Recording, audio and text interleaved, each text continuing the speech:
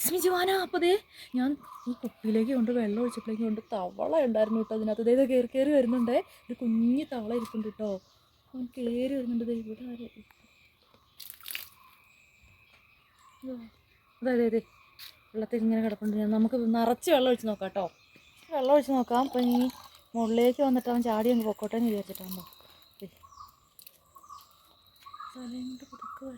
നല്ല ഡിസൈനുള്ള നല്ല തവളക്കുട്ടനാട്ടോ അത്. ഉണ്ടല്ലേ, നല്ല രസമുണ്ട് അതിനെ കാണാനും. വെള്ളം പിന്നെ ഒഴിച്ച് നോക്കാം. അതാ വന്ന് നിൽക്കുന്നു. ഇപ്പൊ എന്റെ മേത്തേക്ക് ചാടുവോ? ചാടാത്തിനടാ, കൊനിക്കടാ കൊനിക്കടാ, കുപ്പി കൊനിക്കടാ. നല്ല സൗണ്ടിൽ കറിയുന്ന തവളയല്ലേ? ആ കുനിക്ക, എന്റെ മേത്തേക്ക് ചാടും. അതുപോലെ ഞാൻ പറഞ്ഞില്ലേ.